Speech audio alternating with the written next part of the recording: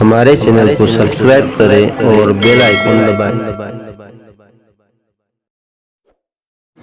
السلام علیکم ورحمۃ اللہ تعالی وبرکاتہ۔ وعلیکم السلام ورحمۃ اللہ۔ الحمد للہ العلی الاکبر، والصلاة والسلام علی سید البشر وشفیع الامة یوم المحشر وعلى آلہ واصحابہ السرج الغرر، اما بعد فاعوذ باللہ من الشیطان الرجیم، بسم اللہ الرحمن الرحیم۔ ذلك ومن يعظم شعائر الله فإنها من تقوى القلوب، صدق الله مولانا العظيم، وصدق رسوله النبي الأمين المتين الكريم، ونحن على ذلك لمن الشاهدين والشاكرين والذاكرين والحامدين، والحمد لله رب العالمين۔ آئیے ہم اور آپ سب سے پہلے حضور سرور کائنات، فخر موجودات، باعث تخلیق کائنات، احمد مجتبی محمد مصطفیٰ صلی اللہ علیہ وسلم کی بارگاہ بے کس پناہ میں درود و سلام کا ہدیہ پیش کریں اور پڑھیں۔ اللہم صلی علی سیدنا و مولانا محمد معدن الجود والکرم وآلہ الکرام وابنہ الکریم وبارک وسلم۔ صلاۃ و سلام علیک یا رسول اللہ صلی اللہ تعالی علیہ وسلم۔ ایک مرتبہ اور بارگاہ رسالت اور بارگاہ آل رسول میں درود و سلام کا ہدیہ پیش کریں۔ اللہم صلی علی سیدنا و مولانا محمد معدن الجود والکرم وآلہ الکرام وابنہ الکریم وبارک وسلم۔ صلاۃ و سلام علیک یا رسول اللہ صلی اللہ تعالی علیہ وسلم۔ عزیزان ملت اسلامیہ، آج انشاءاللہ تبارک و تعالی حضور پاک صلی اللہ علیہ وسلم کے تبرکات، حضور کے آثار اور حضور پاک صلی اللہ علیہ وسلم کی ذات بابرکات سے نسبت رکھنے والی چیزوں کا تذکرہ ہوگا۔ اللہ تبارک و تعالی ہماری اس محفل کو اپنی بارگاہ میں قبول فرمائے اور آخرت میں اس محفل کو ہمارے لیے ذریعہ نجات بنائے۔ حضور پاک صلی اللہ علیہ وسلم کے تبرکات، یعنی جیسے کہ حضور پاک صلی اللہ علیہ وسلم کا جبہ مبارک، حضور کا امامہ شریف، حضور کی نالین مبارک، حضور کا کرتا مبارک، حضور کے منہ مبارک، حضور پاک صلی اللہ علیہ وسلم کے ناخن مبارک کے تراشے، یہ سب برکت والی چیزیں ہیں۔ ان سے برکت حاصل ہوتی ہے، فیض حاصل ہوتا ہے، دنیا کا بھی فائدہ ملتا ہے اور آخرت کا بھی فائدہ ملتا ہے۔ اور تبرکات کو تبرکات کہا ہی اس لیے جاتا ہے کہ اس میں برکت ہوتی ہے۔ تبرک کا مطلب ہی ہوتا ہے برکت حاصل کرنا۔ تو چونکہ ہم ان مقدس چیزوں سے، ان پاکیزہ چیزوں سے برکت حاصل کرتے ہیں، اس لیے ان چیزوں کو تبرکات کہا جاتا ہے۔ الحمدللہ ہمارے آپ کے محلے میں بھی، علاقے میں بھی کہیں نہ کہیں حضور پاک صلی اللہ علیہ وسلم کے منہ مبارک ہوں گے، وہاں نہیں تو مسجدوں میں تو اکثر ہوتے ہیں۔ حضور پاک صلی اللہ علیہ وسلم کے مبارک بال، برکت والے بال، ان کی زیارت کی جائے تو آنکھوں کو روشنی مل جائے، دل کو سکون مل جاتا ہے، روح کو تازگی ملتی ہے اور بیماریاں دور ہو جایا کرتی ہیں۔ یہ حضور پاک صلی اللہ علیہ وسلم کے تبرکات، منہ مبارک، اس کی کیا شان ہے۔ کچھ باتیں عرض کروں گا، پھر ہم جو ان چیزوں کو مبارک سمجھتے ہیں اور ان چیزوں کی تعظیم کرتے ہیں، انشاءاللہ دلائل کی روشنی میں ہم اس بات کو ثابت کرنے کی کوشش کریں گے۔ حضور پاک صلی اللہ علیہ وسلم کے منہ مبارک ہم دیکھتے ہیں کہ گلی گلی کوچے کوچے میں، ہر علاقے میں، ہر شہر میں، ہر آبادی میں، ہر گاؤں میں، ہر دیہات میں موجود ہے کہ نہیں؟ حضور کے منہ مبارک موجود ہے کہ نہیں؟ جبکہ حضور پاک صلی اللہ علیہ وسلم نے زندگی میں 4 عمرے فرمائے اور 1 مرتبہ حج فرمایا، یعنی حضور پاک صلی اللہ علیہ وسلم نے حج کے موقع پر یا عمرہ کے موقع پر اپنے سر مبارک کے بالوں کو اتارا ہے۔ تو 4 مرتبہ بال اتارے گئے ہوں گے تو کتنی تعداد میں ہوں گے؟ یا 5 مرتبہ بال مبارک اتارے گئے تو کتنی تعداد میں ہوں گے؟ کیا اتنی زیادہ تعداد میں تھے؟ کیا وہ اتنی زیادہ مقدار میں تھے کہ پوری دنیا میں پہنچ گئے؟ کہ پوری دنیا کے ہر علاقے میں، ہر شہر میں، ہر گاؤں، ہر دیہات، ہر بستی، ہر آبادی میں منہ مبارک پائے جاتے ہیں؟ تو کیا وہ اتنی زیادہ مقدار میں تھے؟ کیا وہ اتنی زیادہ تعداد میں تھے کہ ہر علاقے میں پہنچ گئے؟ یہ سوال ذہن میں آتا ہے کہ نہیں آتا؟ یہ سوال آتا ہوگا، کبھی نہ کبھی اس پر غور کیا ہوگا، سوچا ہوگا، جواب پر توجہ نہیں گئی ہوگی۔ میں آپ کو بتاؤں کہ یہ منہ مبارک حضور پاک صلی اللہ علیہ وسلم کے بال مبارک یہ ہم تک کیسے پہنچے، یہ پوری دنیا میں عاشقان مصطفیٰ تک کیسے پہنچے ہیں، یہ ہر گلی ہر کوچے میں کیسے پائے جاتے ہیں؟ تو اس کی وجہ یہ ہے کہ منہ مبارک حضور پاک صلی اللہ علیہ وسلم کے بال مبارک اگر ان کا صحیح طور پر اہتمام کیا جائے، صحیح طور پر اس کی حفاظت کی جائے اور اس میں کوئی کیمیکل والا عطر نہ ملایا جائے، کوئی کیمیکل والی دوسری چیز اس میں شامل نہ کی جائے، تو حضور پاک صلی اللہ علیہ وسلم کے بال مبارک کے اندر بھی آج بھی وہ معجزانہ شان ہے کہ حضور کے منہ مبارک سے شاخیں نکلتی ہیں۔ ہم نے دیکھا ہے اپنی نگاہوں سے منہ مبارک سے شاخوں کو نکلتے ہوئے، تو یہ شاخیں نکلتی ہیں اور اس میں اضافہ ہوتا چلا جاتا ہے۔ منہ مبارک سے شاخیں نکلتی ہیں، پھر وہ خود بخود الگ ہو جاتی ہے یا ان کو الگ کر لیا جاتا ہے اور پھر دوسروں کو تبرک کے طور پر دیا جاتا ہے۔ اس طرح ہوتے ہوتے یہ منہ مبارک پوری دنیا کے اندر پھیل گئے اور ہم تک بھی پہنچے۔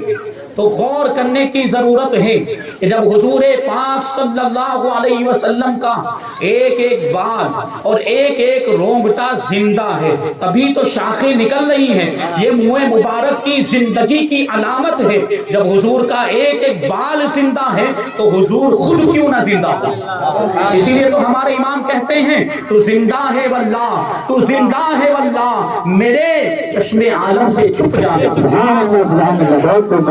میرے چشم عالم سے چھپ جانے والے، یہ حضور پاک صلی اللہ علیہ وسلم کے منہ مبارک کی شان ہے۔ بہرحال تبرکات کی ہم زیارت کرتے ہیں اور ان کی تعظیم کرتے ہیں، ان سے برکتیں حاصل کرتے ہیں، تو یہ ساری چیزیں قرآن سے بھی ثابت ہیں اور حدیثوں سے بھی ثابت ہے۔ قرآن مجید کے اندر اللہ تبارک و تعالی ارشاد فرماتا ہے ذالک ومن یعظم شعائر اللہ فانها من تقوی القلوب۔ بات یہ ہے کہ جو کوئی اللہ کے شعائر کی تعظیم کرے، اللہ کی نشانیوں کی تعظیم کرے، تو یہ دلوں کی پرہیزگاری سے ہے، یہ دلوں کے تقوی سے ہے۔ یعنی کیا مطلب ہوا؟ اللہ کی نشانیوں کی تعظیم کرنا یہ دلوں کا تقوی ہے، یہ دلوں کی پرہیزگاری ہے۔ علماء کرام فرماتے ہیں کہ عبادت کرنا، نماز پڑھنا یہ بدن کا تقوی ہے، یہ جسم کی پرہیزگاری ہے، لیکن تبرکات کی تعظیم کرنا، حضور پاک صلی اللہ علیہ وسلم کی تعظیم کرنا، حضور پاک صلی اللہ علیہ وسلم کی بارگاہ کا ادب و احترام بجا لانا، یہ دل کا تقوی، یہ دل کی پرہیزگاری ہے۔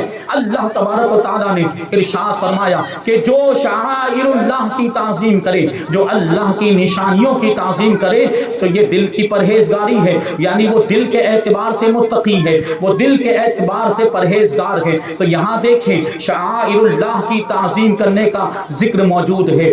اللہ تبارک و تعالیٰ کی نشانیوں کی تعظیم کرنے کی فضیلت اس آیت کریمہ کے اندر بیان کی گئی ہے۔ اب ہم کو غور کرنا ہے کہ یہ شعائر اللہ ہے کیا، یہ اللہ کی نشانیاں ہیں کیا؟ تو اللہ کی نشانی کوئی ایک چیز نہیں ہے بلکہ بہت ساری چیزیں ہیں۔ اللہ تبارک و تعالیٰ نے خود قرآن مجید کے اندر بہت ساری چیزوں کو اپنی نشانیاں فرمایا، شعائر اللہ فرمایا، جیسے کہ قرآن مجید کے اندر ہی موجود اللہ تعالیٰ ارشاد فرماتا ہے وَالْبُدْنَ جَعَلْنَاهَا لَكُمْ مِنْ شَعَائِرِ اللَّهِ لَكُمْ فِيهَا خَيْرٌ، کہ یہ ڈیل ڈول والے جانوروں کو ہم نے اپنی نشانیوں میں سے بنایا ہے, تمہارے لیے اس میں بھلائی ہے. یہ ڈیل ڈول والے جانور یعنی جیسے کہ گائے, بھینس اور اونٹ جو بڑے جانور مانے جاتے ہیں, ان بڑے جانوروں کو اللہ تبارک و تعالیٰ نے شعائر اللہ فرمایا یعنی اپنی نشانیاں فرمایا. مطلب کیا ہے کہ یہ جو قربانی کے جانور ہیں یہ اللہ کی نشانیاں ہیں. تبھی تو قربانی کے جانوروں کی تعظیم کی جاتی ہے. قربانی کے جانور یہ عام جانوروں کی طرح نہیں ہوتے. قربانی کا جانور اب آپ ذبح کریں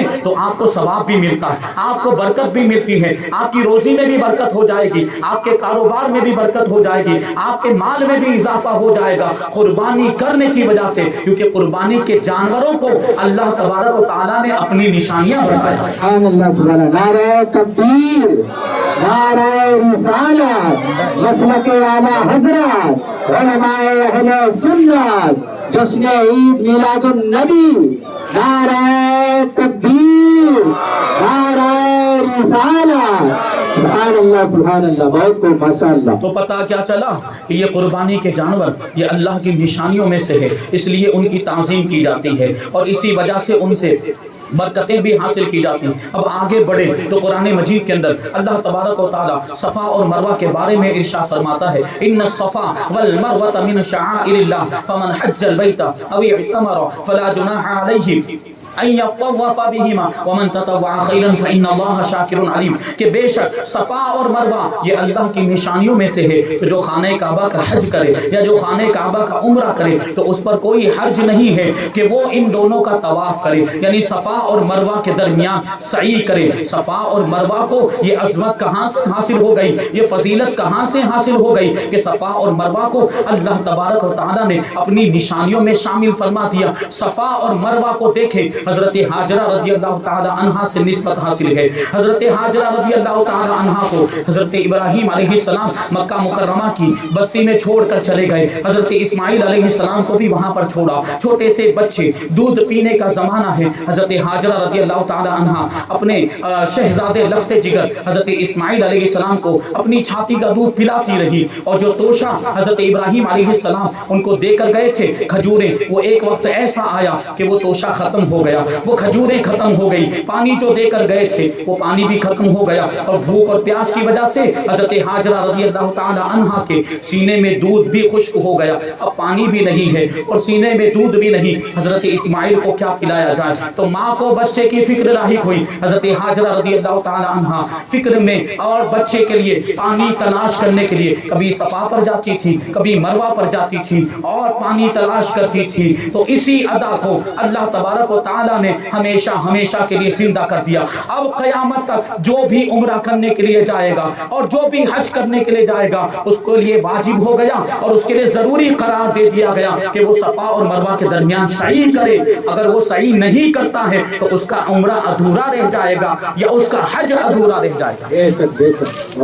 تو اللہ کی ایک نیک بندی حضرت حاجرہ رضی اللہ تعالی عنہا نے 7 چکر لگائے تھے صفا اور مروہ کے درمیان. تو اللہ تبارک و تعالی نے ان کی اس سنت کو ہمیشہ کے لیے زندہ کر دیا اور قیامت تک آنے والے معتمرین اور حاجیوں کے لیے سعی کرنے کو واجب قرار دے دیا. اور صرف اتنی ہی بات نہیں کہ سعی کر لی جائے, صفا اور مروہ کے درمیان چکر لگا لیے جائے, نہیں, بلکہ ایک اور مخصوص طریقہ جو حضرت حاجرہ رضی اللہ تعالی عنہا کا طریقہ ہے وہ یہ تھا کہ میلین اخضرین کے درمیان وہ تیزی کے ساتھ دوڑی تھی. وہ ایک مخصوص جگہ ہے کیونکہ وہاں پر پہنچنے کے بعد حضرت اسماعیل علیہ السلام نگاہوں سے اوجھل ہو گئے تھے. تو حضرت حاجرہ رضی اللہ تعالی عنہا تیزی کے ساتھ قدم بڑھاتے ہوئے وہاں سے آگے بڑھی تھی اور تیز رفتاری کے ساتھ آگے بڑھی تھی. تو وہ مخصوص علاقہ, وہ مخصوص جگہ جہاں پر حضرت حاجرہ رضی اللہ تعالی عنہا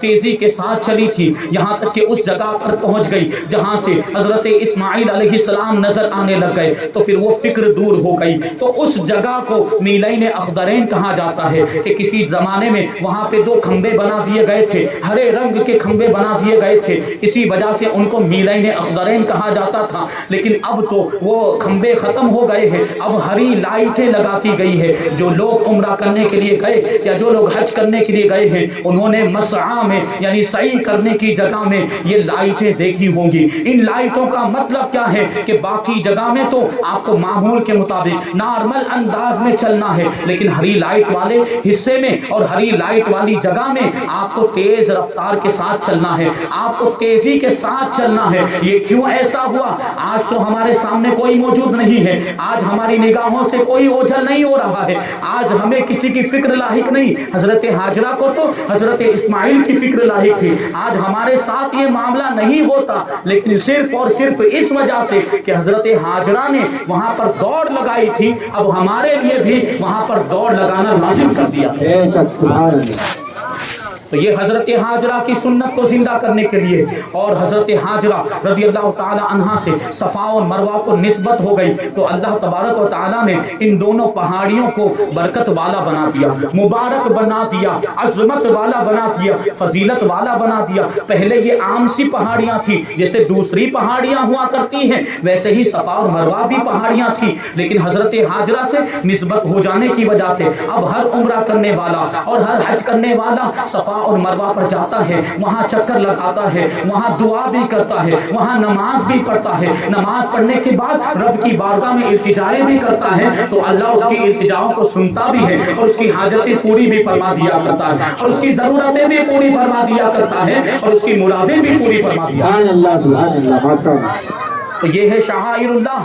اللہ تبارک و تعالیٰ نے صفا اور مروہ کو اپنی نشانیوں میں شامل فرمایا، اور جو چیز اللہ کی نشانیوں میں شامل ہو جائے وہ قابل تعظیم ہو جاتی ہے، وہ برکت والی ہو جاتی ہے، اس سے فیض حاصل ہوتا ہے، اس سے دنیا میں بھی فائدہ ملتا ہے، آخرت کا بھی فائدہ ملتا ہے۔ اور آگے چلے تو اللہ تبارک و تعالیٰ قرآن مجید میں ارشاد فرماتا ہے ان اول بیت وضع للناس للذی ببکۃ مبارکا وہدی للعالمین، کہ بے شک سب سے پہلا گھر جو لوگوں کے لیے بنایا گیا، جو لوگوں کے لیے تعمیر کیا گیا، وہ گھر ہے جو مکہ مکرمہ کے اندر موجود ہے۔ یہ گھر بڑا ہی برکت والا ہے اور سارے جہان والوں کے لیے ہدایت ہے۔ وہ کون سا گھر ہے؟ جس کو ہم خانہ کعبہ کہتے ہیں۔ خانہ کعبہ کی کیا شان ہے؟ خانہ کعبہ کو سب سے پہلے فرشتوں نے موتیوں سے تعمیر کیا تھا، پھر جب حضرت آدم علیہ السلام دنیا میں تشریف لائے تو حضرت آدم علیہ السلام کو خانہ کعبہ دوبارہ تعمیر کرنے کا حکم ہوا۔ حضرت آدم علیہ السلام نے خانہ کعبہ کو تعمیر کیا، حضرت آدم علیہ السلام بھی خانہ کعبہ کا طواف کرتے رہے، آپ کی اولاد بھی خانہ کعبہ کا طواف کرتی رہی۔ ایک عرصہ گزر گیا، ایک زمانہ گزر گیا، یہاں تک کہ حضرت نوح علیہ السلام کا دور آیا۔ حضرت نوح علیہ السلام کے دور میں بھی خانہ کعبہ کا لوگ طواف کرتے تھے، لیکن جب طوفان آنے والا تھا، طوفان نوح جس کو کہا جاتا ہے، اس میں بڑی تباہی ہونے والی تھی، لوگ ہلاک و برباد ہونے والے تھے، عمارتیں بھی ختم ہونے والی تھی، اور یہ جو بلند و بالا پہاڑ ہے وہ بھی غرق ہونے والے تھے۔ اس لیے اللہ تبارک و تعالیٰ نے فرشتوں کو بھیجا، اور فرشتے آئے، اور فرشتوں نے آنے کے بعد خانہ کعبہ کی عمارت کو اٹھا کر وہ آسمانوں پر لے گئے تاکہ وہ عمارت محفوظ ہو جائے، تاکہ طوفان نوح کی وجہ سے خانہ کعبہ کی عمارت کو کوئی نقصان نہ پہنچے۔ تو فرشتے اس عمارت کو آسمانوں پر لے گئے تھے۔ طوفان نوح آیا، طوفان نوح چلا گیا، آنے کے بعد تباہی مچانے کے بعد اور اپنی تباہی کی تاریخ، اپنی تباہی کی داستان تاریخ کے اوراق پر رقم کر کے وہ طوفان ختم ہو گیا، وہ طوفان چلا گیا۔ بہرحال حضرت نوح علیہ السلام کے ساتھ جو لوگ موجود تھے وہ بچ گئے، اور ان کے بعد ان کی اولاد، یہ اسی خانہ کعبہ، وہ اس جگہ پر ایک ٹیلا باقی رہ گیا تھا، ایک سرخ رنگ کا ٹیلا باقی رہ گیا تھا۔ اب کوئی عمارت وہاں پر موجود نہیں تھی، اب لوگ وہاں پر حاضر ہوتے تھے اور اسی سرخ رنگ کے ٹیلے کا طواف کیا کرتے تھے، لیکن گردش زمانہ کی وجہ سے، مرور ایام کی وجہ سے، کثیر زمانہ گزرنے کی وجہ سے وہ ٹیلا بھی غائب ہو گیا، اس ٹیلے پر بھی مٹی آ گئی، اور مٹی کی وجہ سے وہ ٹیلا بھی پوشیدہ ہو گیا، اب وہ ٹیلا بھی نظر نہیں آتا تھا۔ یہاں تک کہ حضرت ابراہیم علیہ السلام کا زمانہ آیا، حضرت ابراہیم علیہ السلام کا دور آیا، اللہ تبارک و تعالیٰ نے حضرت ابراہیم علیہ السلام کو دوبارہ خانہ کعبہ کو تعمیر کرنے کا حکم دیا۔ خانہ کعبہ کئی مرتبہ تعمیر ہوا ہے، لیکن حضرت ابراہیم علیہ السلام کی تعمیر کی ایک الگ ہی شان ہے، ایک نرالی شان ہے۔ بہرحال حضرت ابراہیم علیہ السلام نے اللہ کی بارگاہ میں عرض کیا، اے پروردگار عالم، خانہ کعبہ کو کیسے تعمیر کروں؟ مجھے نہیں پتا چل پا رہا کہ خانہ کعبہ کی حدود کیا ہے، اس کا رقبہ کیا ہے، وہ کتنی لمبائی چوڑائی میں تھا، وہ پتہ نہیں چل پا رہا۔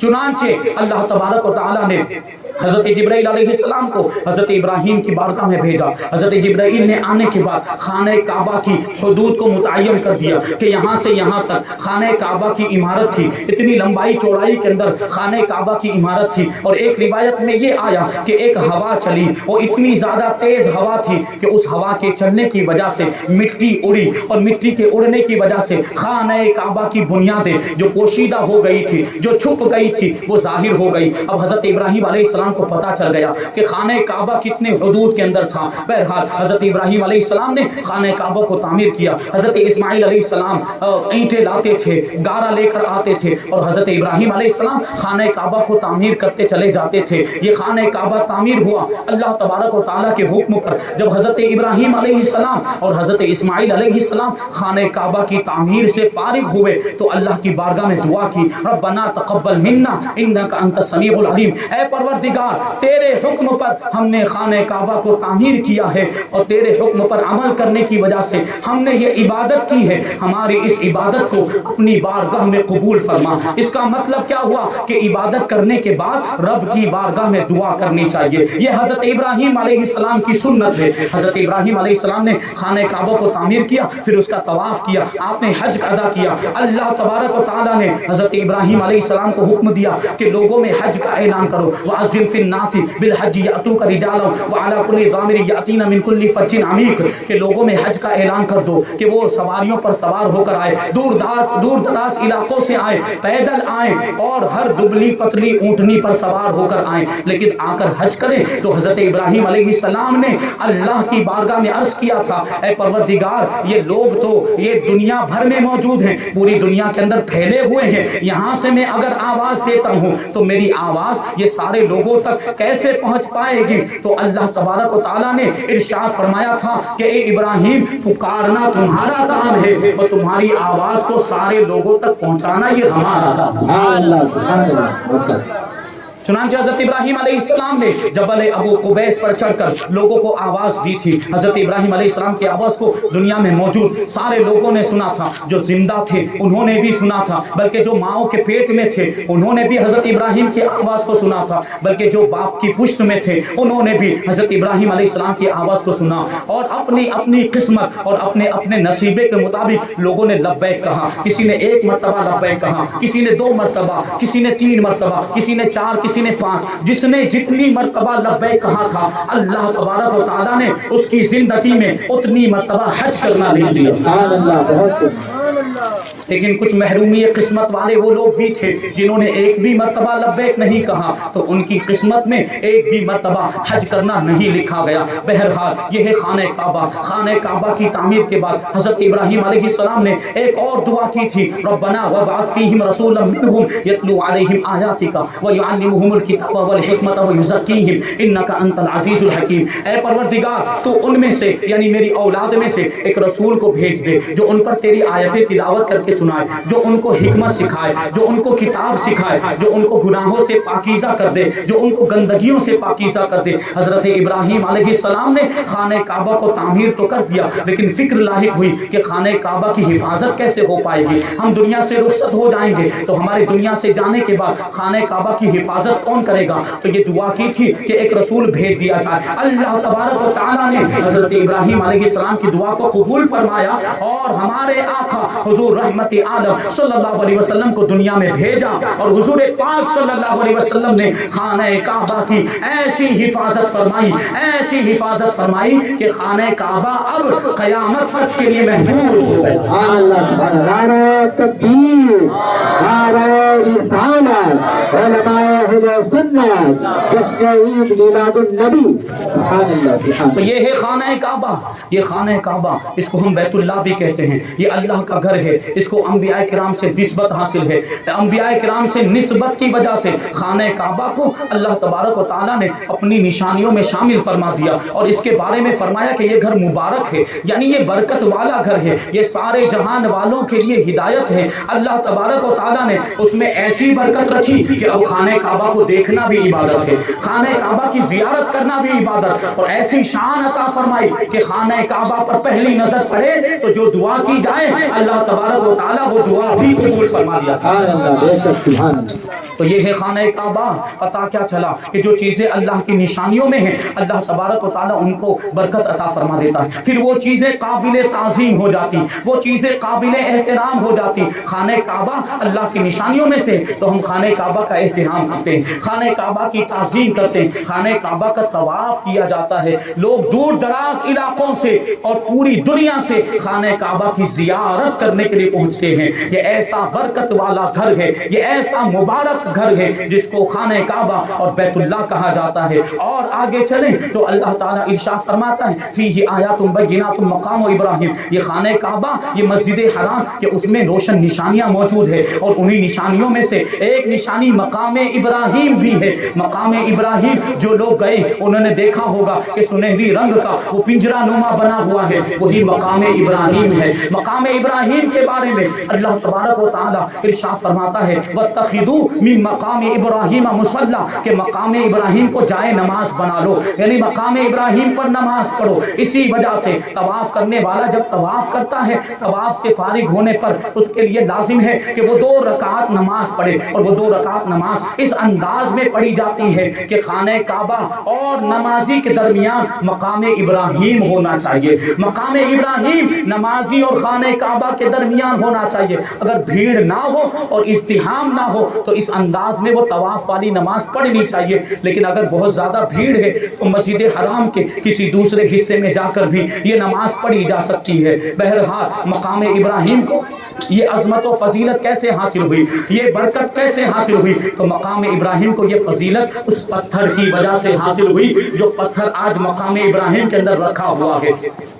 یہ وہی پتھر ہے جس پر خانہ کعبہ کو تعمیر کرتے وقت حضرت ابراہیم علیہ السلام کھڑے ہوئے تھے. یہ پتھر جنت سے لایا گیا تھا, بڑا ہی برکت والا پتھر. اور اس پتھر کی شان یہ ہے کہ حضرت ابراہیم علیہ السلام جب خانہ کعبہ کو تعمیر کر رہے تھے, ہم اور آپ تصویروں میں بھی دیکھا ہوگا, یا جو وہاں گئے تو انہوں نے ظاہری نگاہوں سے دیکھا ہوگا کہ خانہ کعبہ کی عمارت بہت اونچی ہے, ہمارے قد سے کئی زیادہ اونچی ہے. حضرت ابراہیم علیہ السلام کا قد اونچا تھا, لیکن ان کے قد سے بھی وہ عمارت زیادہ اونچی اور بلند ہے. حضرت ابراہیم علیہ السلام جب خانہ کعبہ کو تعمیر کر رہے تھے اس پتھر پر کھڑے ہو گئے, لیکن جب عمارت خانہ کعبہ کی جو دیوار تھی وہ اتنی زیادہ اونچی ہو گئی کہ حضرت ابراہیم علیہ السلام کے قد سے بھی زیادہ اونچی ہو گئی, اب ہاتھ نہیں پہنچ رہا تھا. تو یہ وہ پتھر ہے, خانہ کعبہ کی دیوار جیسے جیسے اونچی ہوتی جاتی تھی یہ پتھر بھی اونچا ہوتا جاتا تھا, یہ پتھر بھی بلند ہوتا جاتا تھا, یہاں تک کہ حضرت ابراہیم علیہ السلام نے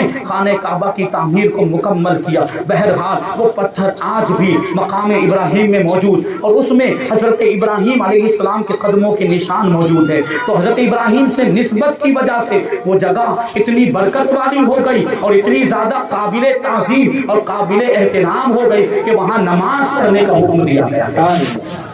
تو یہ ہے اللہ کی نشانیاں, اللہ کی نشانیاں, شعائر اللہ, اللہ کی نشانیاں یہ قابل تعظیم ہوتی ہیں, اور اللہ کی نشانیوں کی تعظیم کی جائے تو اللہ تعالیٰ اس کی برکتیں عطا فرماتا ہے. بہت ساری باتیں ہیں, بہت ساری باتیں بیان کی جا سکتی ہے قرآن کی روشنی میں. تابوت سکینہ کا ذکر بھی قرآن مجید کے اندر موجود ہے, اور تابوت سکینہ بھی یہ اللہ کی نشانیوں میں سے ہے. ہوا یہ تھا کہ حضرت موسیٰ علیہ السلام کے بعد ایک زمانے کے بعد حضرت شمویل علیہ السلام یہ بنی اسرائیل کے نبی ہوئے. اس زمانے میں بنی اسرائیل پر ایک ظالم و جابر بادشاہ جالوت یہ مسلط کر دیا گیا تھا, جو ان پر ظلم و ستم کیا کرتا تھا, جو ان کو ستایا کرتا تھا, جو ان کو تکلیفیں دیا کرتا تھا. حضرت شمویل علیہ السلام نے بنیامین بن حضرت یعقوب علیہ السلام کی اولاد میں سے ایک عالم اور ایک نیک اور ایک صالح اور ایک شجاع بہادر طاقتور شخص یعنی طالوت کو بنی اسرائیل کا بادشاہ مقرر کیا. اور یہ اللہ تبارک و تعالیٰ کے حکم سے آپ نے طالوت کو بادشاہ مقرر کیا تھا, لیکن بنی اسرائیل نے طالوت کو بادشاہ ماننے سے انکار کر دیا. بنی اسرائیل نے حضرت شمویل علیہ السلام سے یہ بات کہی کہ نبوت یہ حضرت یعقوب علیہ السلام کے بیٹے لاوا کی اولاد میں چلی آ رہی ہے, اور بادشاہت حضرت یعقوب علیہ السلام کے بیٹے یہود کی اولاد میں چلی آ رہی ہے. یعنی اگر کوئی بادشاہ ہوگا تو اس کو یہود کی اولاد میں سے ہونا چاہیے, اگر کوئی نبی ہوگا تو اس کو لاوا کی की औलाद में से होना चाहिए, जबकि तालूत का मामला ये है कि तालूत न तो लावा की औलाद में से है, न ही यहूद की औलाद में से है, वो तो बिन्यामीन की औलाद में से है, लिहाजा वो हमारा बादशाह कैसे हो सकता है। हजरत शमवीर अलैहिस्सलाम ने उन लोगों को समझाने की कोशिश की, उन लोगों को समझाया कि बादशाहत का ताल्लुक खानदान और नसब से नहीं होता, ये तो अल्लाह तबारक व तआला की तौफीक और ये फजले इलाही हुआ करता है। अल्लाह तबारक व तआला जिसको चाहता है बादशाहत अता फरमा दिया करता है। फिर हजरत शमवीर अलैहिस्सलाम ने उनको जो उनसे फरमाया, ये कुरान के अंदर भी मौजूद है, हजरत शमवीर अलैहिस्सलाम का ये कौल, इन्नल्लाह अस्तफ़ाहु अलैकुम व ज़ादहु बसतन फिल इल्मि वल जिस्म वल्लाहु यु'ती मुल्कहु मन यशा, कि बेशक अल्लाह तबारक व तआला ने तालूत को तुम पर चुन लिया है, यानी तालूत को तुम्हारा बादशाह बना दिया है और उसको जिस्म में और उसको इल्म में ज़्यादती अता फरमाई, यानी वो बहुत बड़े आलिम भी हैं और उनके जिस्म में ज़्यादती का मतलब ये है कि वो शुजा है, वो बहादुर है और वो बहुत ज़्यादा ताकतवर है। और अल्लाह तबारक व तआला जिसे चाहे अपनी बादशाहत अता फरमाता है। लेकिन बनी इसराइल इसके बावजूद मानने के लिए तैयार नहीं हुए और इनकार करते रहे कि हमें तो तालूत की बादशाहत पर कोई निशानी चाहिए, अगर तालूत हमारा बादशाह है तो कोई निशानी हमारे पास लाइए, अगर निशानी आ गई, कोई दलील आ गई तो हम तालूत को बादशाह मान लेंगे, और अगर कोई निशानी नहीं आई, अगर कोई दलील नहीं आई तो हम तालूत को बादशाह नहीं मानेंगे। हजरत शमवीर अलैहिस्सलाम ने कहा था, इन्ना आयत मुल्किही अन यातियकुम ताबूतु फीही सकीनतुम मिन रब्बिकुम व बक़ियतुम मिम्मा तरका आलु मूसा व आलु हारूना तहमिलुहुल मलाइका इन फी ज़ालिका लआयतन लकुम इन कुंतुम मुमिनीन। अल्लाह तबारक व तआला ने कुरान मजीद के अंदर हजरत शमवीर के कौल को जिक्र किया कि तालूत की बादशाहत की निशानी ये है कि तुम्हारे पास एक ताबूत आएगा जिसमें सकीना है, यानी जिसमें दिलों का चैन है, तुम्हारे रब की तरफ से दिलों का उसमें इत्मीनान है, और उसमें मुअज़्ज़ज़ मूसा और मुअज़्ज़ज़ हारून के तरके की बची हुई चीजें हैं, उसको फरिश्ते उठा कर लाएंगे। बेशक इसमें तुम्हारे लिए निशानियां हैं अगर तुम ईमान वाले हो। उस वक्त बनी इसराइल पर जिहाद फर्ज किया था, लेकिन वो बहानेबाजी करते रहे, जिहाद करने के लिए तैयार नहीं हुए। तालूत जब बैतुल मुक़द्दस से लश्कर लेकर रवाना हुए थे दुश्मनों का मुकाबला करने के लिए, जिहाद करने के लिए, तो सिर्फ 313 लोग उनके साथ हो गए थे, बाकी लोग बहाना करके उन्होंने इनकार कर दिया था लश्कर में शरीक होने से। उन्हीं 313 लोगों के अंदर हजरत दाऊद अलैहिस्सलाम भी थे। हजरत दाऊद अलैहिस्सलाम अल्लाह के नबी, हजरत दाऊद अलैहिस्सलाम ही ने जालूत जालिम और जाबिर बादशाह को कत्ल किया है, और इसका भी जिक्र कुरान मजीद के अंदर मौजूद है। अल्लाह इरशाद फरमाता है, वक़तल दाऊद जालूता व आताहु अल्लाहुल मुल्का वल हिकमत व अल्लमहु मिम्मा यशा, कि दाऊद ने जालूत को कत्ल किया और अल्लाह तबारक व तआला ने उसको इल्म और हिकमत अता किया, बादशाहत अता की, और अल्लाह तबारक व तआला ने जो चाहा वो दाऊद को सिखा दिया। हजरत दाऊद अलैहिस्सलाम ने जब जालूत को कत्ल किया तो इनाम के तौर पर तालूत ने अपनी बेटी का निकाह हजरत दाऊद अलैहिस्सलाम से कर दिया, और तालूत के इंतकाल के बाद तालूत की पूरी बादशाहत हजरत दाऊद अलैहिस्सलाम को मिल गई। अब हजरत दाऊद अलैहिस्सलाम बनी इसराइल के बादशाह हो गए। बहरहाल ये जो ताबूत सकीना है, ये ताबूत सकीना की तफसीर कुछ बयान कर दूं। कुरान की जो तफासिर है, तफसीर जलान, तफसीर खाजिर वगैरह की रोशनी में उसको मैं बयान करूं। ये ताबूत सकीना ये शमशाद की लकड़ी का बना हुआ एक संदूक था। ये 3 हाथ लंबा और 2 हाथ चौड़ा था, और इसमें हजरत अंबिया किराम अलैहिस्सलातु वस्सलाम की तस्वीरें मौजूद थी। ये ताबूत सकीना सबसे पहले हजरत आदम अलैहिस्सलाम पर उतारा गया। हजरत आदम अलैहिस्सलाम ने उस ताबूत के अंदर, उस संदूक के अंदर अंबिया किराम की तस्वीरों को देखा, और उस ताबूत में सबके बाद में, सबके आखिर में हमारे आका हुजूर रहमत आलम सल्लल्लाहु अलैहि वसल्लम की तस्वीर भी मौजूद थी। सुर्ख याकूत के अंदर हुजूर की तस्वीर बनी हुई थी। हुजूर नमाज की हालत में है, क़ियाम की हालत में है, और आपके सहाबा किराम इर्द गिर्द मौजूद हैं। ये तस्वीरें ताबूत सकीना के अंदर मौजूद थी। अब सवाल ये पैदा होता होगा कि तस्वीर कशी तो हराम है, तस्वीर बनाना तो हराम है, तो फिर ये अंबिया किराम की तस्वीरें कहाँ से आ गई? तो इसका जवाब उलमा किराम ये देते हैं कि वो तस्वीरें किसी इंसान की बनाई हुई नहीं थी, बल्कि वो अल्लाह तबारक व तआला की तरफ से आई। अंबिया किराम की तस्वीरें मौजूद थी। बहरहाल ये ताबूत सकीना होता हुआ विरासतन ये नस्लन बादा नस्लिन होते हुए हजरत मूसा अलैहिस्सलाम तक पहुंचा। تھا۔ حضرت موسیٰ علیہ السلام تابوت سکینہ کے اندر توریت رکھا کرتے تھے اور اس میں اپنا سامان رکھا کرتے تھے۔ چنانچہ تابوت سکینہ کے اندر توریت کی تختیوں کے کچھ ٹکڑے بھی موجود تھے، حضرت موسیٰ علیہ السلام کا عصا بھی موجود تھا، آپ کے کپڑے بھی موجود تھے، اور حضرت موسیٰ علیہ السلام کی نالین شریف بھی موجود تھی، اور پھر حضرت ہارون علیہ السلام کا امامہ شریف بھی اس میں تھا، حضرت ہارون علیہ السلام کا عصا بھی موجود تھا، اور من کا تھوڑا سا حصہ بھی اس میں موجود۔ منہ و سلوہ جو بنی اسرائیل پر نازل ہوا کرتا تھا مفت میں بغیر محنت کے، جو ان کو روزی ملا کرتی تھی، جو ان کو کھانا ملا کرتا تھا، اس میں سے ایک چیز تھی من۔ اس من کا کچھ حصہ بھی تابوت سکینہ کے اندر موجود تھا۔ بہرحال حضرت موسیٰ علیہ السلام جنگ کے موقع پر تابوت سکینہ کو اپنے سامنے رکھ دیا کرتے تھے، بنی اسرائیل کے سامنے رکھ دیا کرتے تھے، تاکہ بنی اسرائیل کو تسکین حاصل ہو جائے، سکون حاصل ہو جائے، اور وہ اس سے برکت حاصل کرے۔ حضرت موسیٰ علیہ السلام کے زمانے میں یہ تابوت سکینہ حضرت موسیٰ علیہ السلام کے پاس موجود رہا، لیکن حضرت موسیٰ علیہ السلام کے بعد یہ تابوت سکینہ بنی اسرائیل کے اندر یہ وراثتاً چلا آتا رہا، اور بنی اسرائیل اس سے برکتیں حاصل کرتے رہے۔ جب ان کو کوئی مشکل پیش آتی، جب ان کو کوئی تکلیف پیش آ جاتی، جب کوئی مصیبت آ جاتی، تو تابوت سکینہ کو سامنے رکھ کر دعا کرتے تھے، تو اللہ تبارک و تعالی تابوت سکینہ کی برکت سے انہیں کامیابی عطا فرما دیا کرتا تھا، اور تابوت سکینہ کی برکت سے اللہ تبارک و تعالی انہیں جنگوں میں فتح بھی عطا فرما دیا۔ سبحان اللہ سبحان اللہ، نعرہ تکبیر، نعرہ رسالت، علماء اہل سنت، مسلک اعلی حضرت، جشن عید میلاد النبی، سبحان اللہ، بہت خوب۔ تو یہ تابوت سکینہ بنی اسرائیل کے اندر ایک زمانے تک رہا، لیکن جب بنی اسرائیل کی حالت خراب ہو گئی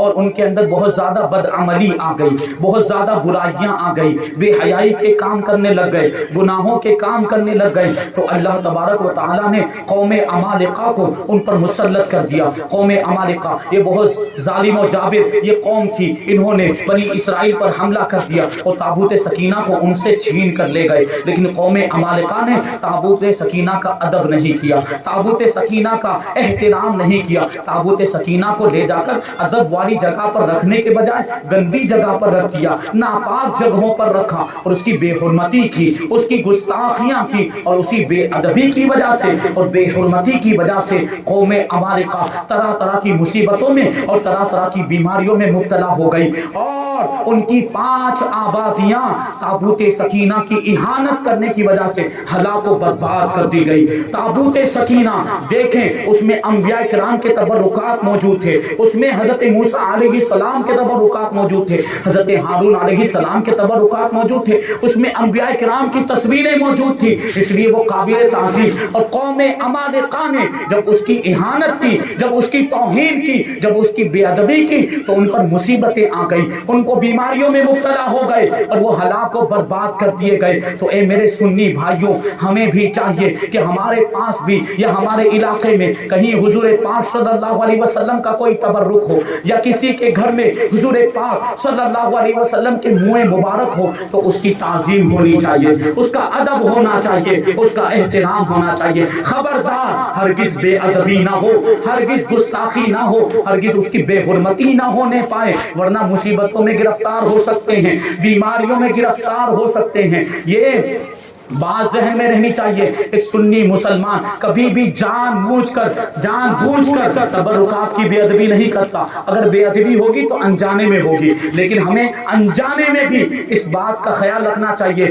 کہ بے خبری میں بھی توہین نہ ہونے پائے، بے خبری میں بھی تبرکات کی اہانت نہ ہونے پائے، بے حرمتی نہ ہونے پائے۔ ہمارے ایک استاذ گرامی، انہوں نے ایک بار ہم کو یہ واقعہ بیان کیا کہ میرے گھر میں حضور پاک صلی اللہ علیہ وسلم کے منہ مبارک تھے، میں نے ان کو لے جا کر ایک کمرے میں رکھ دیا۔ اب ایک کمرے میں منہ مبارک موجود ہے، لیکن ایک زمانے سے میں دیکھ رہا تھا کہ میرے گھر میں کوئی نہ کوئی مصیبت آ رہی ہے، کوئی نہ کوئی پریشانی آتی رہتی، کبھی یہ بیمار ہو گیا، کبھی وہ بیمار ہو گیا، کبھی بچے بیمار ہو گئے، کبھی بیوی بیمار ہو گئی، کبھی میں خود بیمار ہو گیا، کبھی کوئی دوسری پریشانی آ گئی، کبھی مال و دولت کا نقصان ہو جا رہا ہے، کبھی چوری ہو گئی، کبھی یہ معاملہ، کبھی وہ معاملہ، یہ پریشانی، یہ مصیبت۔ تو میں نے غور و فکر کیا دیا. میں غور و فکر کرنے کے بعد اس نتیجے پر پہنچا کہ یہ منہ مبارک کی تعظیم ہم سے نہیں ہو پا رہی ہے, اور اس کی تعظیم نہ ہونے کی وجہ سے یہ ساری مصیبتیں آ رہی ہیں. کیونکہ جس کمرے کے اندر منہ مبارک کو رکھا ہوا تھا اس کمرے میں گندگی بھی ہوتی تھی, بچے پیشاب کر دیتے تھے, بچے گندگی کر دیتے تھے, بچے پاخانہ بھی کر دیا کرتے تھے. تو بات ذہن میں آئی تو استاد گرامی فرماتے ہیں کہ میں نے پھر منہ مبارک کو وہاں سے لیا اور مسجد میں لے جا کر رکھ دیا تاکہ اس کی پوری تعظیم ہو پائے, اس کا ادب ہو پائے, اس کا احترام ہو پائے. اور جب میں نے اس کو لے جا کر مسجد میں رکھ دیا تو جو مصیبتیں آ رہی تھی وہ مصیبتوں کا سلسلہ بند ہو گیا. بہرحال اگر کہیں منہ مبارک ہو تو اس کی تعظیم کرنی چاہیے, اور یہ تصور ذہن میں رکھنا چاہیے کہ یہ کسی عام انسان کے منہ مبارک نہیں, یہ ان کے مقدس بال ہیں جو سردار کائنات ہیں, جو رسول کائنات ہیں, جو رسولوں کے بھی سردار ہیں, جو انبیاء کے بھی سردار ہیں. کائنات میں سب سے بڑا مرتبہ کسی کا ہے تو وہ حضور پاک صلی اللہ علیہ وسلم کا ہے. تو یہ تصور ذہن میں رہے کہ یہ ان کے بال مبارک ہے, اور اسی اعتبار سے پھر حضور کے تبرکات کی تعظیم کی جائے. بہرحال قوم عمالقہ کی 5 آبادیاں وہ تابوت سکینہ کی بے ادبی کرنے کی وجہ سے ہلاک ہو گئی. بعد میں ان کو یقین ہو گیا, بعد میں ان کو معلوم ہوا اور پتا چلا کہ تابوت سکینہ کی توہین کرنے کی وجہ سے یہ مصیبتیں ہم پر آئی, یہ آفتیں آ گئی, ہم بیماریوں میں مبتلا ہو گئے. تو انہوں نے کیا کیا, تابوت سکینہ کو بیل گاڑی پر رکھا اور بیل کو ہانک دیا, اور وہ بیل گاڑی اب جانے لگ گئی تو فرشتوں نے تابوت سکینہ کو لیا اور تابوت سکینہ کو لے کر آئے, بنی اسرائیل کے سامنے طالوت کے پاس لا کر تابوت سکینہ کو رکھ دیا. اب جب بنی اسرائیل نے تابوت سکینہ کو دیکھا تو حضرت شمویل نے تو کہا تھا کہ تابوت سکینہ ہی یہ طالوت کی بادشاہت کی نشانی ہے. اب جب بنی اسرائیل نے تابوت کو اپنے سامنے دیکھ لیا تو ان کو طالوت کی بادشاہت کا یقین ہو گیا, اور انہوں نے اب طالوت کو اپنا بادشاہ مان لیا, انہوں نے اپنا بادشاہ مان لیا. اور پھر 70,000 کی تعداد میں وہ لوگ طالوت کے ساتھ جہاد کرنے کے لیے نکلے. بہرحال قرآن مجید کے اندر اس واقعے کی طرف اشارہ موجود ہے.